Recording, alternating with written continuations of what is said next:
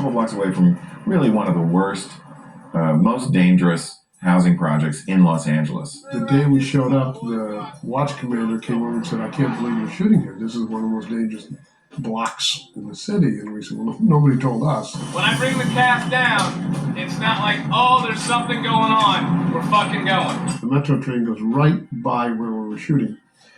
And we were shooting the first take with long lenses across the street. What happened was, as the train goes by and Kurt starts shaking down pee, this lady hangs out of the train and says, "That's not right, that's not right."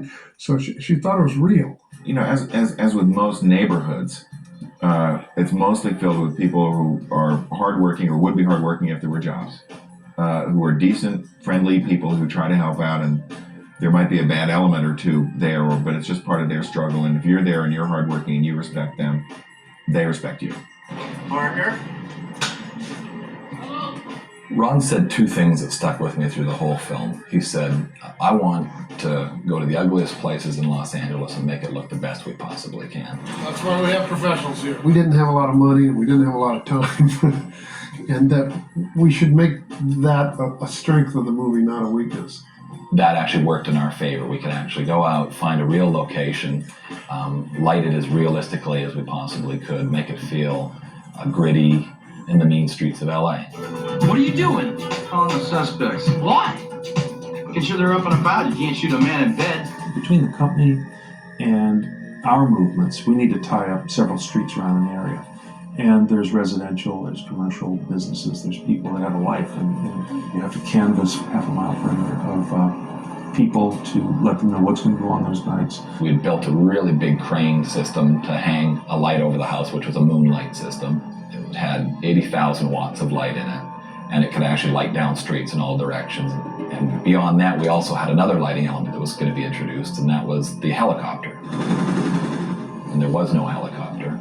What I did is took a 120-foot Condor and stuck a 4K xenon in it, which is a real powerful, it's the same type of light that the police helicopters use, but this is a much bigger version of it, and a cinema version of it, and had an operator sitting up in the bucket wiggling the lamp, so it had a little bit of chatter to it, so it felt like the propeller wash, and it felt very real. It felt like helicopters sweeping over the neighborhood. It was an incredibly small hotel in Sunset Boulevard, probably 10 by 10 feet. We actually shot the master of the scene through a window back into the place, had the window removed and shot that. The rest of the scene is a handheld scene where my camera operator, a camera assistant, a grip, myself with a little light in my hand so I could get it into Kurt's eyes. We're all in a cluster together, and we'd shuffle from one side of the room and shuffle to another side of the room as he was getting up, walking around, and there was four, and a sound man, a boom man. And it was all one take. There's too many swing thoughts. If you play golf, you understand this. It's interesting, I know he's done sports movies, but I think the sports world translates a lot to law enforcement. Get it back, get it. Find it, get it again. Count them all. Golf. You have uniforms, you have rules, you have that locker room guy culture thing going on. This is not rocket science. There's something very healthy about the locker room. I mean, I made my living as an athlete, and the thing about the locker room that is great is that it is the most politically incorrect place in the world. Racial jokes and ethnic jokes and jokes about a guy's girlfriend, wife, mother, failures on the field, physical, whatever. We don't care. We're not discriminating on our bad taste in vulgarity. Are so open and freely discussed and turned into humor that I find the locker room frequently one of the healthiest places in the world. Things are a little lighter in the dugout right now. The coach is nice. He's got a smile going on. Things are okay. The problem with the police department is it's a locker room with guns.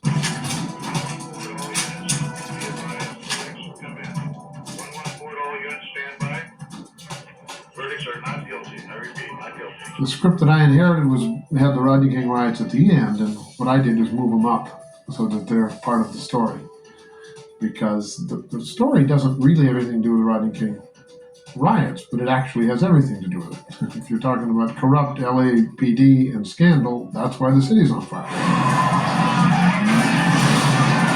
We shot it in Wilmington, because we could have control of 3 blocks in Wilmington and we couldn't find any place else. The biggest challenge we had was the fact that we had 2 days to do it. Ron and I did from the very beginning, I sat with the AD and conceptually broke it down progressively along the way. We said, this is where we want to end up, this is where we want to start. We just laid it out like a map. We knew what was going to happen every block, and it was very choreographed in order to not feel choreographed. And in that regard, it was like shooting sports, the way I like to shoot sports. I mean, it's all organized to look disorganized.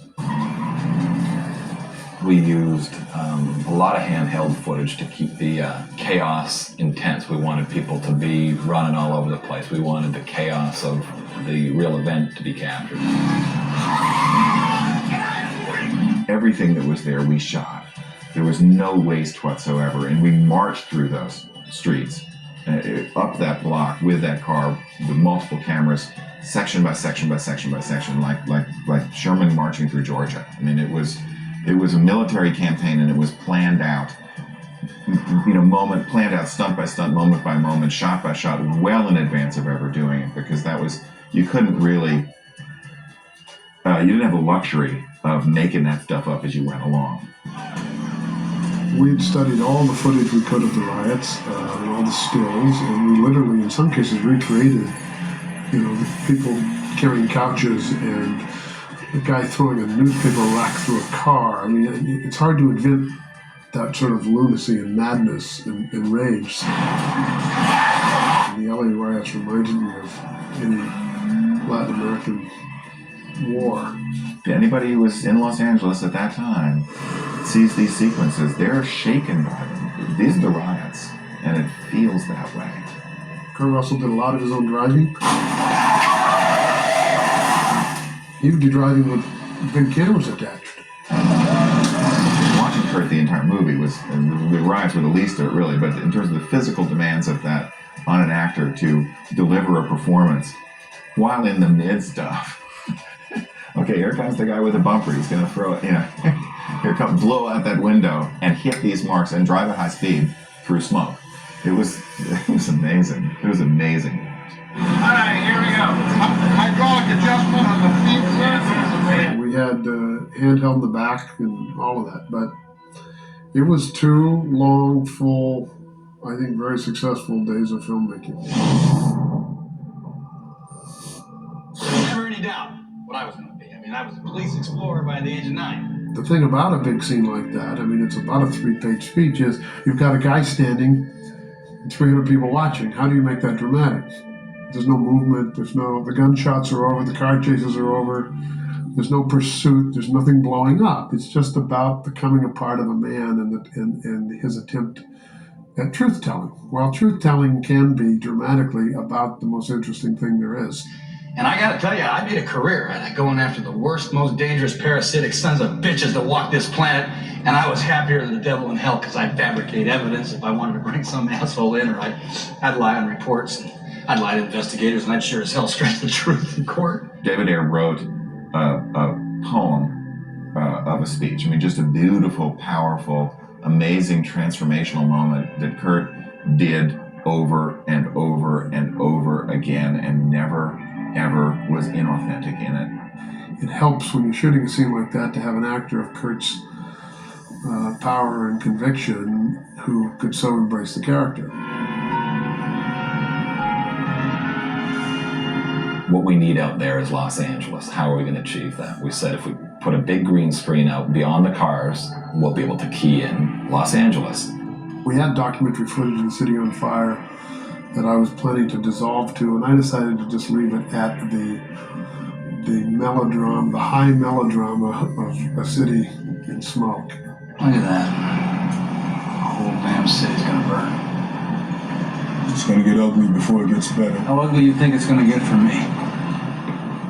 Ugly. It's a risky character. I mean, it's a character that you can hate. I think at times you can like. And in the end, I hope you feel some compassion for and with and empathy. I think it's a truthful story. The daily headlines about corruption in the LAPD preceded the writing and the making of this movie. We didn't make anything up, folks. There are 4 elements to civilized society: jobs, schools, hospitals, and police. If you have those four, you have a civil society. And I think there are still many, many parts of Los Angeles that don't have good schools, definitely don't have jobs. Hello, don't have hospitals. They're closing all the hospitals. And they don't have enough police. Could we have another riot? Sure.